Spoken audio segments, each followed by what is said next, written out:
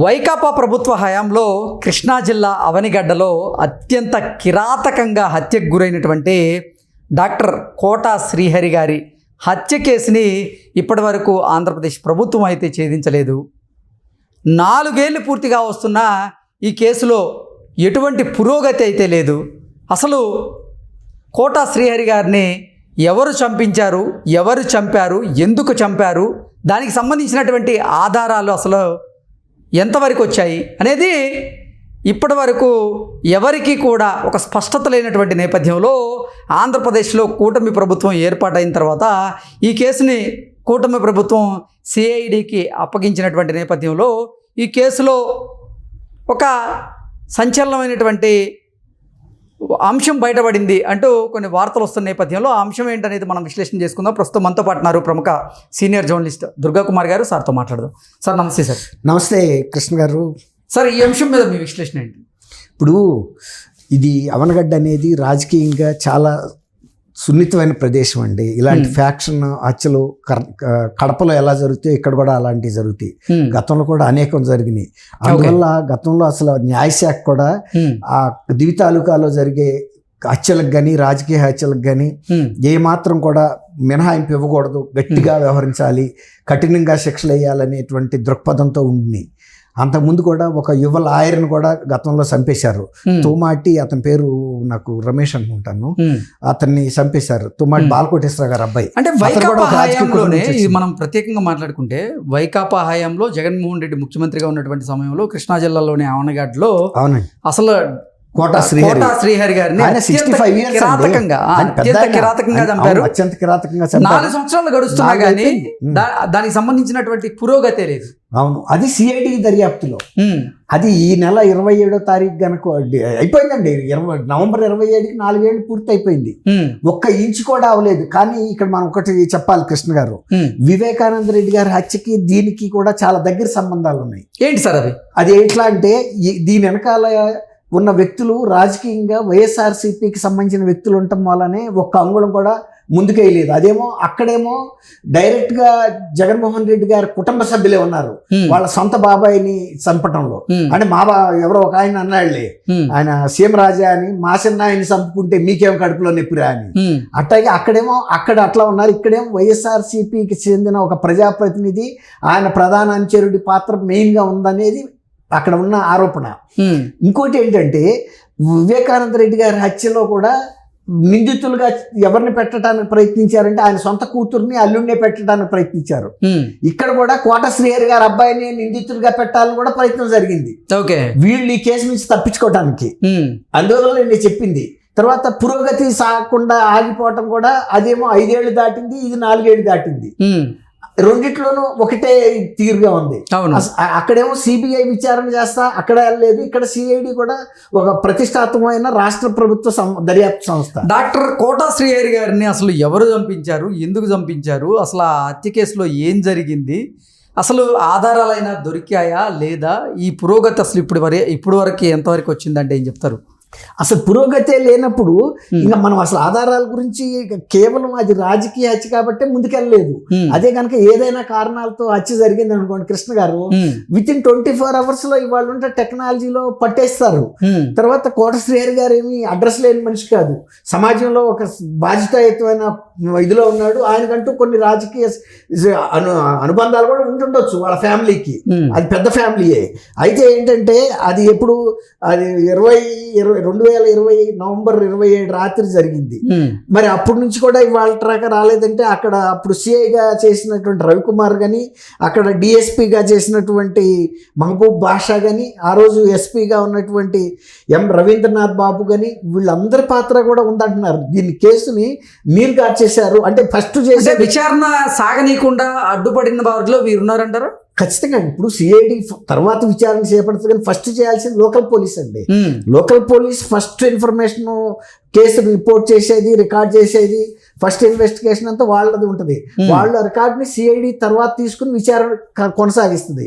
వాళ్ళే ఆ కేసుని డైల్యూట్ చేసేస్తే, నీరుగార్చేస్తే తర్వాత వచ్చే దర్యాప్తు సంస్థలకు కూడా ఖచ్చితమైన అవగాహన రాదు.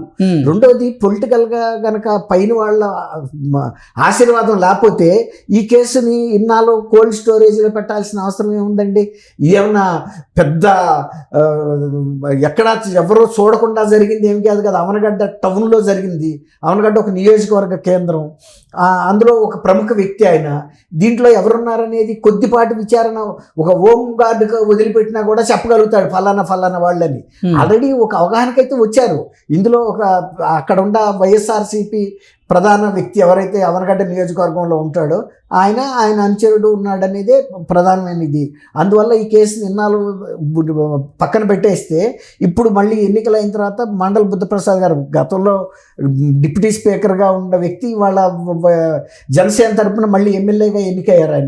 ఆయన మళ్ళీ మొన్న లేటెస్ట్గా ఈ ప్రభుత్వం కూటమి ప్రభుత్వం ఏర్పడిన తర్వాత సీఎం గారి దృష్టికి, డిప్యూటీ సీఎం దృష్టికి తీసుకొచ్చి ఇది చాలా ప్రతిష్టాత్మకమైన కేసు, దీని మీద మీరు దర్యాప్తు జరిపించాలి, ఇంకా ఉన్నత స్థాయిలోనూ నిజాలు బయటికి రావాలి, దోషుల్ని శిక్షించాలి. అంటే కోట శ్రీహరి గారి హత్య కేసులో నిజంగా వైకాపాకు చెందిన వారు ఇన్వాల్వ్మెంట్ కనుక ఉండి అప్పుడు ఆ 4 సంవత్సరాలు ఆ కేసు కనుక ముందుకి సాగకుండా ఉంటే ఇప్పుడు నిజంగా ఆంధ్రప్రదేశ్లో కూటమి ప్రభుత్వం ఏర్పడింది కదా, ప్రభుత్వం మార్పిడి తర్వాత అయినా సరే ఈ కేసు ముందుకు కదాల్సిన అవసరం ఉంది కదా, ఎందుకు మరి ఈ కేసులో పురోగతి లేదు? ఇప్పుడు మొన్న జూలైలోనే కదండి ఆర్డర్స్. ఇప్పుడు ఈయన బుద్ధప్రసాద్ గారు ఈ గవర్నమెంట్ వచ్చిన తర్వాత కదా ఆయనకు కూడా కొంత వాయిస్ వచ్చింది. అంతకుముందు ఎంత ఆయన మొత్తుకున్నా ఎవరు వినే పరిస్థితి లేదు. ఎందుకంటే వాళ్ళ పార్టీకే, అధికార పార్టీకి చెందిన వ్యక్తుల ప్రమేయంతోనూ వాళ్ళ జోక్యంతోనే జరిగినప్పుడు వాళ్ళ మీద వాళ్ళు విచారణ ఎందుకు చేయించుకుంటారు? ఇప్పుడు ఈ ప్రభుత్వం దృష్టికి తీసుకొచ్చిన తర్వాత జూలైలో ఖచ్చితమైన ఆదేశాలు, మళ్ళీ పోలీస్ శాఖకి పునర్విచారణ చేయండి, ఆ కేసు లోతుపాతులన్నీ బయటకు తీసుకురమ్మన్నారు. ఇప్పుడు ఈ పోలీసులు ఈ బాధ్యతలు తీసుకున్న తర్వాత ఆ కేసు రికార్డులన్నీ పరిశీలించి, కూటమి ప్రభుత్వం కొలువుదీరి కూడా 6 నెలలకు దగ్గర పడుతూ ఉంది. ఈ 5 నెలల నుంచి కూడా ఎటువంటి పురోగతి లేదంటారా ఈ కేసులో? అంటే ఇప్పుడే బయటకి చెప్పరు కదండి. ఇప్పుడు చేసినా కూడా ఇంకా 1-2 సార్లు ధృవీకరించుకోవాల్సిన అవసరం ఉంది. ఎందుకంటే ఇది గత కొంతకాలంగా కోల్డ్ స్టోరేజ్ లో ఉంది కాబట్టి మళ్ళీ అవునా కాదా అని స్పష్టంగా చూసుకున్న తర్వాతే వెళ్ళాలి తప్ప గబగబా బయటకు వచ్చి చెప్పేస్తే కూడా దోషులు అలర్ట్ అయ్యే అవకాశం ఉంది. కాబట్టి వాళ్ళు సైలెంట్ గా గమనిస్తూనే వీళ్ళ గతంలో అప్పుడు జరిగిన టైంలో ఎవరి పాత్ర, అంటే అసలు హత్య జరిగిన టైంలో అప్పటి పోలీస్ అధికారులు ఈ అంటే ఆధారాలను సేకరించడంలో విఫలమయ్యారా? ఆధారాలను సేకరించలేదా? అందుకే ఈ కేసులో జాప్యం జరుగుతోందా? అంటే డెఫినెట్గా అండి. ఇప్పుడు నేను ఇందాక చెప్పింది నీరుగార్చారు అంటేనే వాళ్ళు సరైన అవగాహన కేసుకు రానివ్వకుండా ఒక కన్ఫ్యూజన్ క్రియేట్ చేసి ఆఖరికి వాళ్ళ సొంత కొడుకునే ఇందులో ఇన్వాల్వ్ చేస్తే కనుక మనకెందుకు వాళ్ళు చూసుకుంటారు అన్నట్టుగా ముత్యాల ముగ్గు సినిమాలో లాగా ఇప్పుడు ఇందాక చెప్పా కదా, సొంత కొడుకును కూడా పెట్టడానికి ప్రయత్నించారు. ఎందుకు? అసలు దోషం తప్పించడానికి. ఈ విధంగా అసలు యొక్క నిజమైన సాక్ష్యాలను తప్పించి అబద్ధపు సాక్ష్యాలను ఇన్కార్పొరేట్ చేయడానికి ప్రయత్నించినప్పుడు మళ్ళీ కూడా ఇవన్నీ కూడా వెరిఫై చేసుకోవాలి. వాళ్ళ పాత్ర ఏంటి, వాళ్ళు ఎవరెవరు ఎట్లా ఇన్వాల్వ్ అయ్యారు ఇందులో, గూగుల్ టేక్అవుట్ లాంటివి కూడా మళ్ళీ చూడాలి. 2020లో 4 ఏళ్ల క్రితం జరిగినటువంటి సంఘటనకు సంబంధించి ఆధారాలు సేకరించాలంటే కొన్ని సాంకేతికమైన ఆధారాలు సేకరించాలి, కొన్ని స్థానికంగా ఉన్న అభిప్రాయాలు, జరిగిన సంఘటనకు సంబంధించి ఎవరికి నాలెడ్జ్ ఉందో మళ్ళీ వాళ్ళని విచారించాలి, ప్రత్యక్ష సాక్షుల్ని విచారించాలి. తర్వాత ఇప్పుడు వాళ్ళ అబ్బాయి మీద పెట్టారు కాబట్టి వాళ్ళ అబ్బాయికి ఈయనకి ఏమన్నా డిఫరెన్సెస్ ఉన్నాయా, అసలు అంత హత్య చేసేటటువంటి కారణాలు ఏముంటాయి అని ఒకసారి మళ్ళీ వెరిఫై చేసుకుంటారు కదా వాళ్ళు కూడా. ఇప్పుడు కోట శ్రీహరి గారి హత్యకు కారణం ఏమై ఉండొచ్చు? అంటే రాజకీయ పరమైనటువంటి హత్యగా దీన్ని భావించవచ్చా, లేదంటే కక్షపూరితమైనటువంటి హత్యగా భావించవచ్చా? అసలు ఏంటి? ఖచ్చితంగా రాజకీయ ప్రమేయం లేకుండా ఒక 65 సంవత్సరాల డాక్టర్ని చంపాల్సిన అవసరం ఏముందండి?